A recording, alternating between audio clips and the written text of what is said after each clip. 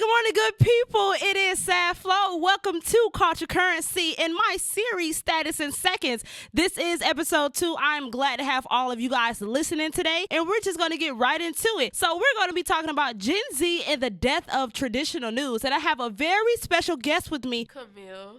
Welcome, Camille, to Culture Currency and Status in Seconds. And I know that you have a lot to say about this topic because, hey, we're Gen Zs and we all are on social media. So I want to hear your view and the thoughts that you have on this. Listen, when feeds replace the front pages, influence becomes the new currency truth.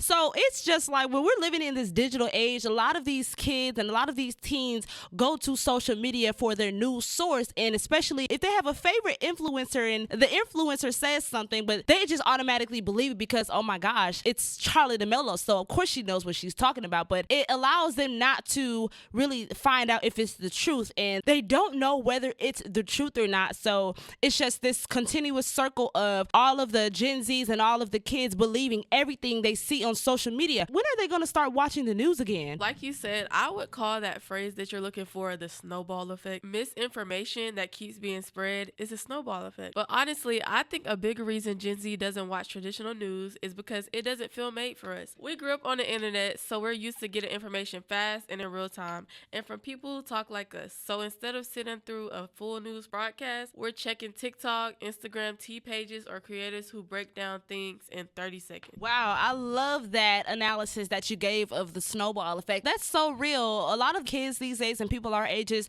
if we see something from the shade room and it has millions and millions and thousands of likes, we're going to believe it off the first hand. But what is really helpful is while we're scrolling on these apps like Instagram and TikTok, sometimes we do see credible news people like CNN and ABC News and things of that sort. So it's a chance that we may be seeing and we may be believing in credible news sources, but the social media news has to stop. Gen Zs, we have to do better in believing and understanding that we need to know where this came from and it's correct, verified information. The problem is that those pages mix real information with drama, opinions, and whatever's going viral that day. And because it feels relatable, a lot of us take it as a fact without realizing it's not always verified. So we stay informed, but it's more like we're crowdsourcing the news instead of getting the full picture. It's convenient, but it also means we have to be way more careful about what we believe and share. Yes, Camille, I love that. Honestly, it's not even just us Gen Zs. We know about y'all millennials on Facebook. Y'all be on Facebook believing everything. So we